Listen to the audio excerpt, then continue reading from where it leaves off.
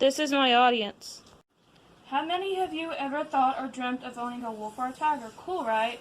But how many of you have thought of the long-term effects of owning and caring for an exotic animal? I, for one, have always dreamt of owning a lion or a wolf. And in curiosity, I started to research the topic. I spent weeks researching this topic, and each new discovery I found swayed me more away from owning an exotic animal. The majority of people know that there are many exotic animals kept as pets, and the researchers behind BornFreeUSA.org has reported that around 5,000 to 7,000 tigers are kept as pets, which is more than the number of tigers currently wild. Why is this so when most tiger species are endangered or already extinct? Admittedly, some people do own exotic animals as ESAs, or emotional support animals, that deal with anxieties and other mental health issues, and those animals are taken care of. But they still deserve the primal right of being in their own habitat out in the wild. My name is Ashlee Noce, and today I'm going to talk to you about the negative side effects of owning exotic animals, such as the cons of forced domestication, the injuries that come from exotic animal ownership, and the diseases that the exotic animals carry. Now let's talk about the cons of forced domestication of exotic animals. Some of the consequences or misfortunes of owning exotic animals are the welfare concerns to the animals and the financial burden to the human caregivers. When thinking about exotic animals, we should think about the zoos where the animals are properly taken care of, but many individuals privately own exotic animals and are not educated in the concerns or needs for exotic animals. According to zoocheck.com, the main concerns to the animals or the needs of the animals are the need for space, the need for a proper habitat or environment, the need for socializing with others of their kind, adequate feeding, and etc. Not all people know the primal needs that each individual animal has and how their needs differ. Think about a lion, which needs a pride of more than one, versus a tiger, which prefers to live an isolated life without more of its kind. The financial burden humans face is also an unexpected consequence of owning and caring for an exotic animal. It is expected when a person first gets an exotic animal that it won't be a cheap endeavor. You have to at first get the supplies to contain and care for the animal, along with any feed it will need, and the cost for the animal itself is expensive. Most exotic animals are costly, and most people don't think of the... Take the capuchin monkey, for example. It cost $8,500 to buy it, $3,500 for the cage, and around $25 per week for food.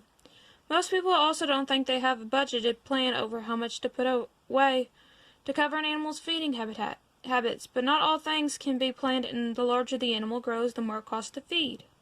Think about a tiger cub, for example. When you first get it, the small cub starts to eat small amounts of meat.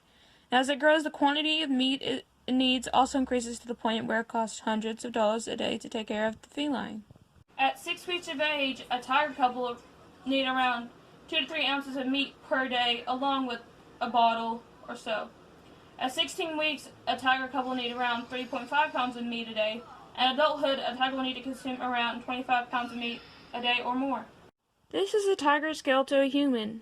The cub's around 3 to 4 months, maybe 6. Whereas this tiger is fully grown and bigger than the average man. Speaking of big cats such as tigers and lions, we will move on to the more aggressive side of owning exotic animals such as big cats and other animals. Exotic animals also present a danger, and sometimes most people aren't quick enough and don't realize what has happened until it's too late, and sometimes the animal is the victim. Injuries from animal to human, such as an animal attack, is one of the greatest fears over an exotic animal, because no one wants to imagine the day when their precious bear or wolf cub gets angry and attacks someone.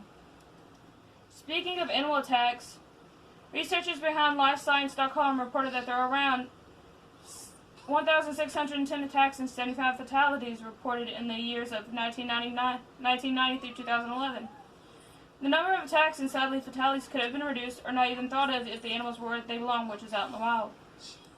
The injuries from human to animal is also a problem. Owning an exotic animal is a very cool adventure to take part in, but the truth is some people stop the adventure early and the animal suffers, and most likely suffers for the rest of its short or long life.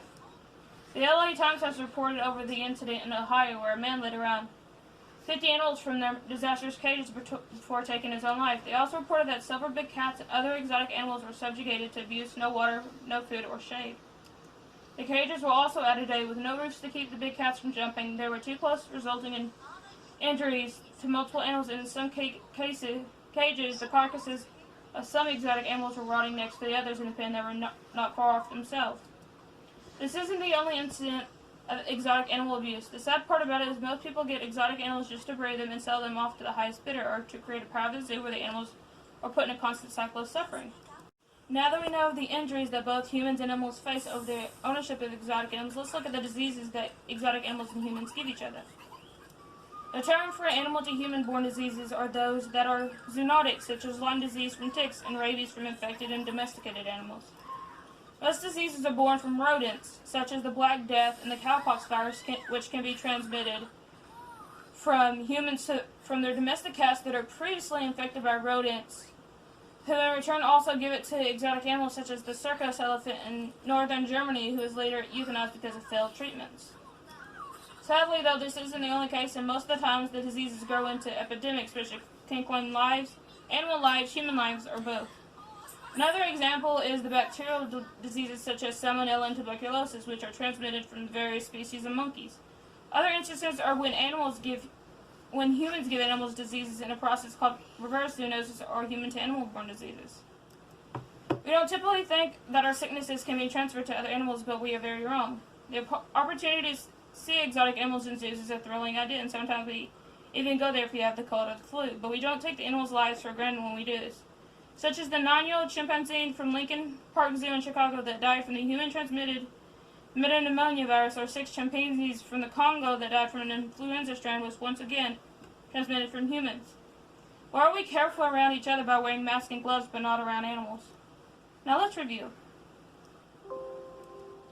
The process of owning exotic animals isn't a walk in the park. It includes the welfare of the animals and the financial burdens of the humans after forced domestication, the injuries to both animal and human, and the diseases that are transmitted from animal to human, and vice versa. Now that you know the dark side of owning exotic animals, will you help end the practice of exotic animal ownership? Will you help get the practice banned in all territories or states in your country? Would you help save the animals that are being ripped out of their homes?